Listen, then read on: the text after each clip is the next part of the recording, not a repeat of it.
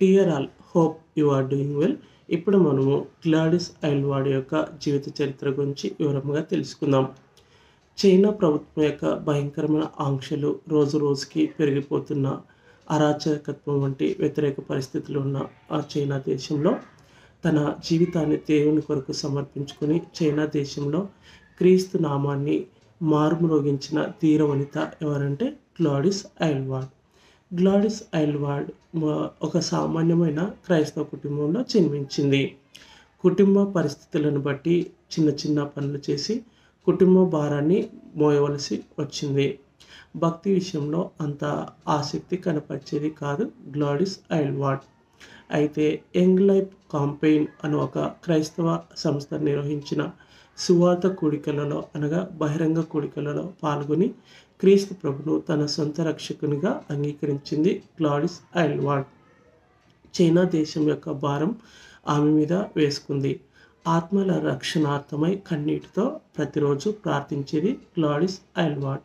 Machinery తర్ఫీదు కొరకు ఒక మిషనరీ సొసైటీలో చేరి శిక్షణ పొందింది గ్లాడిస్ ఐల్వాడ్. అయితే సరైన విద్యార్హతలు లేవన్న కారణం చేత ఆమెను పంపుటకు అధికారులు నిరాకరించారు. అయితే భక్తిగల వైద్యుని గృహంలో ఒక భక్తిగల వైద్యుని గృహంలో హౌస్ కీపర్గా చేర్చబడింది గ్లాడిస్ ఐల్వాడ్. ఆ వృద్ధ భార్యాభర్తలు దేవుని యందు చూపించే భక్తి విశ్వాసములను బట్టి గ్లాడిస్ ఐల్వాడ్ ఆ గృహంలో దేవునిలో మరింత ఎత్తుకి ఎదిగింది. దేవుని నుండి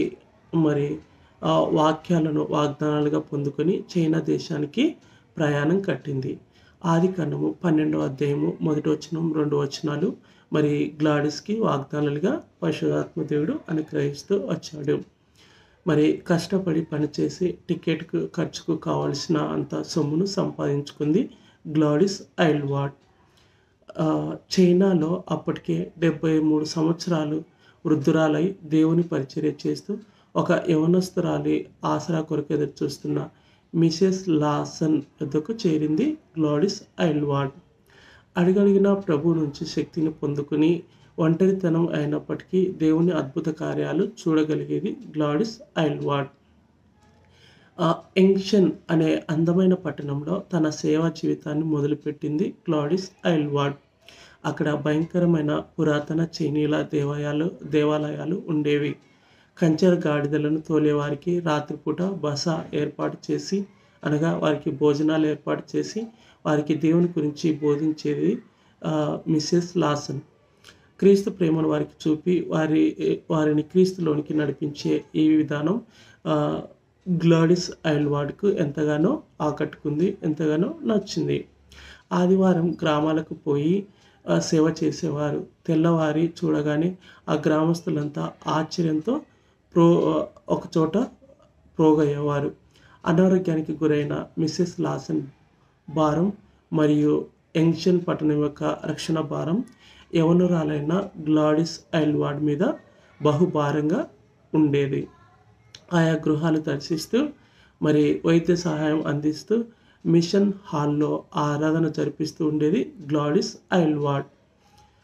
రాను సత్రంలో చేరే పురుషులను బట్టి ఒంటరి అయిన మరియు యవనస్తురాలైన గ్లాడిస్ ఐల్వాడ్కు కొన్ని సమస్యలు ఎదురయ్యేవి. ప్రేమతో వాటన్నిటిని జయించేది. ప్రభువే తోడుండి నాకు సహాయం చేస్తాడని గట్టిగా విశ్వసించేది గ్లాడిస్ ఐల్వాడ్.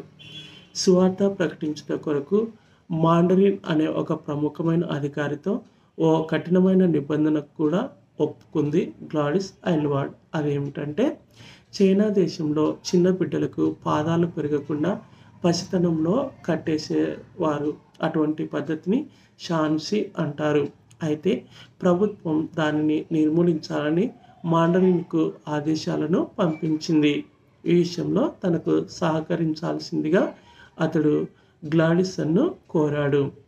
గ్లాడిస్ ఈ పని నిర్వహిస్తూ 2 సైనికులను వెంటబెట్టుకుని సువార్తను బోధిస్తూ ఉండేది. అతి కొద్ది కాలంలోనే గ్రామస్తులంతా గ్లాడిస్కు సొంత బంధువుల్లా మారిపోయారు. అన్నదమ్ముల్లాగా, అక్క చెల్లెల్లాగా మారిపోయారు.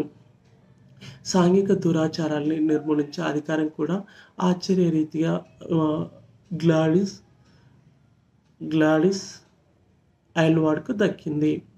అంత మాత్రమే కాదు, పిల్లల్ని అమ్ముతూ ఉన్న తల్లులకు తగిన జ్ఞానాన్ని నేర్పించి, పిల్లల అమ్మకాన్ని కూడా అరికట్టగలిగింది గ్లాడిస్ ఐల్వాడ్. అలా అమ్ముడు పోయే పిల్లలను విడిపించి తన దగ్గరకు చేర్చుకుంది. వారికి ఒక సంరక్షకురాలిగా కూడా ఏర్పాటు చేసి, మరి వారిని చిన్నతనం నుంచి దేవుని భయంలో పెంచుతూ ఉండేది గ్లాడిస్ ఐల్వాడ్. కోపిష్ఠుడైన ఒక వృద్ధుడు గ్లాడిస్ పరిచర్యలో రక్షింపబడి ఆ పిల్లలందరికీ వంట చేయడానికి సమర్పించుకున్నాడు. ఎంత గొప్ప కార్యం కదండి. మరి జైళ్ళకు వెళ్ళి ఖైదీలకు కూడా సువార్త ప్రకటించేది గ్లాడిస్ ఐల్వాడ్. అంత మాత్రమే కాదు, వ్యాధిగ్రస్తులను ఆదరించి స్త్రీలకు ప్రసవ సమయాలలో సహకరిస్తూ ఉండేది గ్లాడిస్ ఐల్వాడ్. చైనా, జపాన్ మధ్య బహు ఘోరమైన యుద్ధం జరుగుతున్న సమయంలో గాయపడిన వాళ్లకు, క్షతగాత్రులకు కావలసిన రెడ్ క్రాస్ సంస్థలు కానీ, ఫీల్డ్ ఆసుపత్రులు కూడా ఏమీ ఉండేవి కావు. మరి క్రైస్తవ పాస్టర్లు, ఉపాధ్యాయులు, సువార్థికులు వారికి సేవ చేస్తూ ఉండేవారు. ఆ సమయంలో తన దగ్గరున్న మనుషులను ఉపయోగించి గ్లాడిస్ వారికి ఎంతో పరిచర్య చేసింది. ఆదరించబడుతున్న క్షతగాత్రుల కోసం ఉజ్జీవ సభలు ఏర్పాటు చేసేది గ్లాడిస్ ఐల్వాడ్. అనేకసార్లు యుద్ధ సమయంలో భయంకరమైన బాంబుల వర్షాలు కురిసేవి. గ్లాడిస్ నడిపిస్తున్న సత్రంపై బాంబు పడి ఆ సత్రం పూర్తిగా కాలిపోయింది. యుద్ధ సమయంలో పారిపోయి వచ్చిన శరణార్థులందరినీ ఆదరించి కొన్ని శరణాలయాలను ఏర్పాటు చేసి అందులో అందరినీ ఉంచి భద్రపరిచి కాపాడింది గ్లాడిస్ ఐల్వాడ్. ఒక రాత్రి సువార్త పరిచర్యకై ఒక ప్రాంతానికి వెళ్ళవలసి ఉండగా జపాన్ సైనికుల కళ్ళలో గ్లాడిస్ బృందం పడింది. మారు మాట్లాడకుండా ఒక సైనికుడు కాల్పులను ప్రారంభించాడు. ఆశ్చర్యకరంగా తన దళసరి కోటుకు తుపాకీ గుండు గుచ్చుకోవడం వల్ల ఆ కాల్పుల నుండి తప్పించుకుంది గ్లాడిస్ ఐల్వాడ్. ఒక విధంగా చెప్పాలంటే దేవుడే ఆమెను, మరి ఆమె చేసిన సేవా పరిచర్యను బట్టి ఆమెను కాపాడాడని మనం చెప్పవచ్చు. మరి పరుగున అనేక రాత్రంతా ఆ బృందం అంతా రాత్రంతా తుపాకీ కాల్పులను తప్పించుకుంటూ తెల్లవారు సమయానికి ఒక మారుమూల గ్రామానికి చేరుకున్నారు. చాలా రోజులు ఆహారం లేకుండా, త్రాగడానికి కనీసం నీరు లేకుండా అనేక పాట్లు పడాల్సి వచ్చింది. ఈ కారణం చేత గ్లాడిస్ ఐల్వాడ్ అనారోగ్యానికి గురైంది. అయినప్పటికీ కొంతమంది దేవుని బిడ్డల సంరక్షణలో తన ఆరోగ్యాన్ని తిరిగి సంపాదించుకుంది. తన దగ్గర పెరుగుతున్న బాలబాలికలు 12 ఏళ్ళు వయసు వచ్చేటప్పటికి పనులు చేసి డబ్బులు సంపాదించేవారు. అవి గ్లాడిస్ పరిచర్యకి ఎంతగానో సహాయపడేవి. పర్వత శిఖరాగ్రాన లామాల మఠాలు చాలా వైభవంగా ఉండేవి. పులితోళ్ళు, రగ్గులు, మంచి రుచికరమైన భోజనం, ఆహ్లాదకరమైన వాతావరణం ఎంతో అలసటను తీర్చేదిగా ఉండేది. ఆ స్థితిలో మరి వారందరికీ యేసుక్రీస్తు యొక్క మరణ పునరుత్థానములను ప్రకటించింది గ్లాడిస్ ఐల్వాడ్.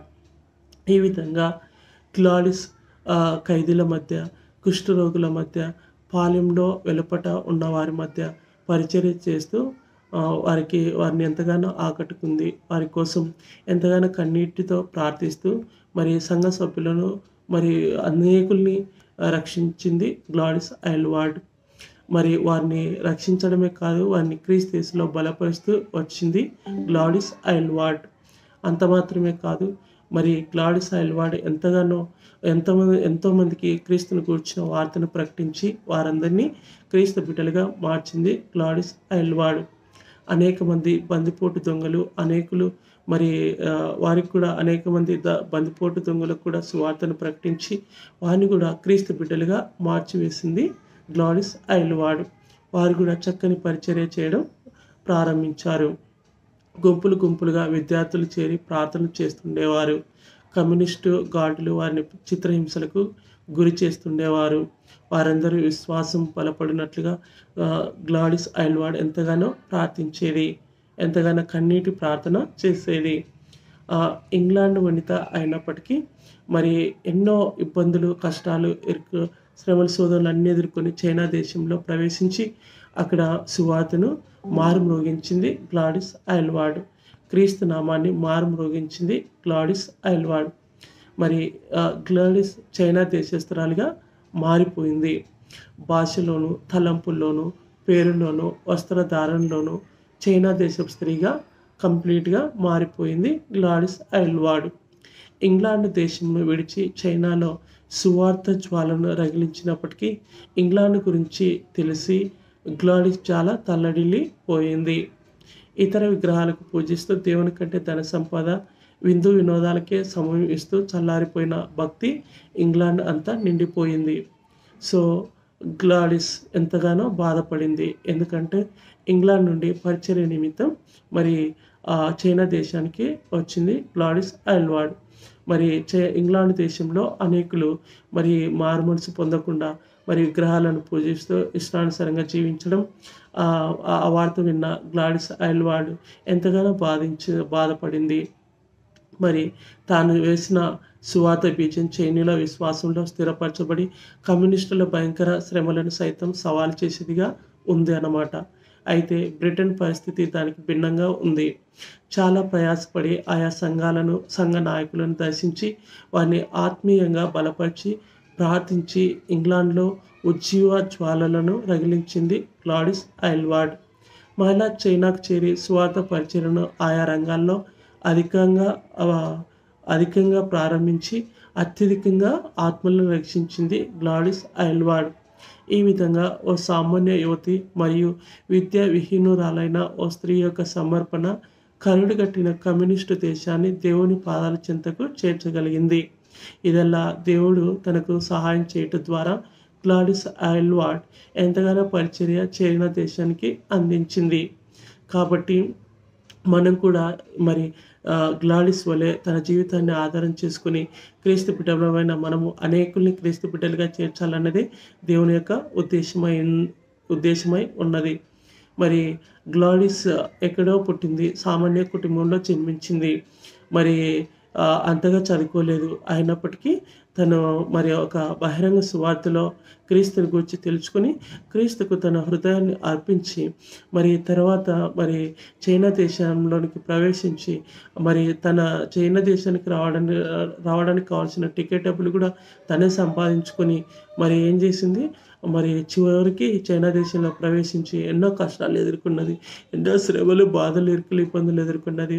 చివరికి ఎంతోమందిని మరి కుష్ఠరోగులకి సేవ చేసింది, ఎంతోమందిని క్రీస్తు బిడ్డలుగా మార్చివేసింది, బందిపోటు దొంగలు కూడా మార్చివేసింది, ఎంతోమంది విగ్రహారాధికులను కూడా క్రీస్తు బిడ్డలుగా మార్చివేసింది.